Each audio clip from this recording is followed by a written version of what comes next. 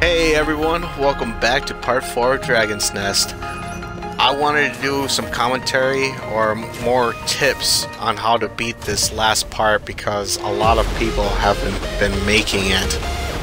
So one tip is there's a pattern to the floor starting on fire. Like right now, the whole floor is going to start on fire, but I'm at this top left corner and I'm just going to walk down the stairs and not get burned. That was pretty amazing. I mean, how many people can actually say they've done that? Yeah, there's a pattern to the floor and there's a pattern to the enemies that come out.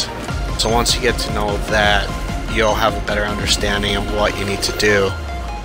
Another thing is, you gotta press these buttons at the exact same time. So it really helps out if at least one other person, if not the whole team, has mics, so you can communicate with the other person, saying, hey, I got the right side, someone get the left side, and then do a countdown like 1, 2, 3, push it. So that way you get it at the exact same time and you can go ahead and proceed to the next stage. Another thing is, you cannot proceed to the next set of buttons until most of these enemies are dead, if not all of them are dead. So do not stay in the far back slowly picking these guys off. That brings me to another part. Some people like to put down the immunizer in the far back and try to ride out the fire. For some people that might work, and that's if you have high electronics of maybe 150k electronics, if not higher. Not everyone has that though. A lot of people try to stack up their DPS and their toughness, leaving them with maybe 100, maybe around 100 electronics. That's not gonna work. You're gonna get burned, you're gonna get toasted, you're gonna drop, and someone's gonna have to use their recovery link to get everyone up. You don't want to use those unless you absolutely have to. Which brings me to this next subject: recovery links and your skills. Don't be stingy with them, but you have to call them out. Recovery links do not stack. So if you use one recovery link to bring everybody up, or whoever's down back up, and then somebody else drops, then they use the recovery link, that recovery link is not going to work. So call them out and space them out. That will bring me up to the next part. When there's a clear area that's not on fire, call that out for the rest of your team. Let them know, hey, this area right here is not on fire, everyone come here. That way everyone can get there, everyone's not going to get burned. Boom, you're good.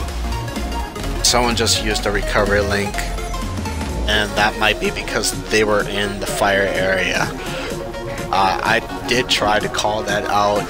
They didn't hear me because they are not using mics. I'm working with a team without mics, and at least 2 of these people have not finished Dragon's Nest.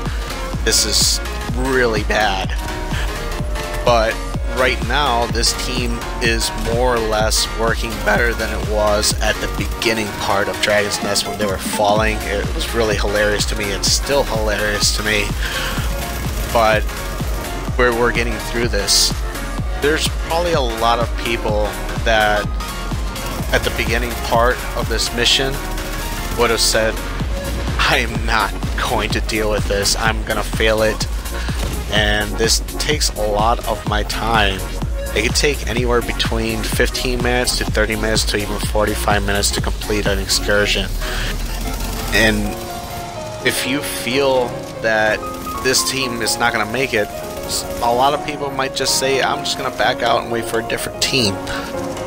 I'm not one of those people. I like to give it a chance no matter how bad it looks, because you never know. I mean, look where I am right now. I'm about to hopefully maybe finish this excursion with this team, get my gear and get my Phoenix credits. So don't judge a book by its cover.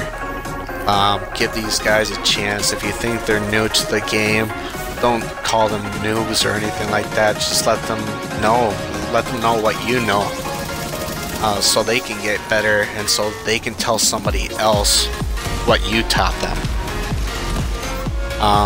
Like I told these guys there's a pattern to the floor and to follow me the best that they possibly can while still firing, and that can be pretty hard, multitasking like that. But those are probably the top things that I can say for Dragon's Nest on what to do and what not to do. So with that being said, I'm just gonna end it with thank you again for the love that you've been showing for those videos. You've been watching them, you've been leaving your comments behind. Again, that's a lot to me.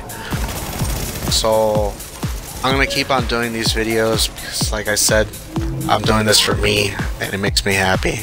Later, you guys.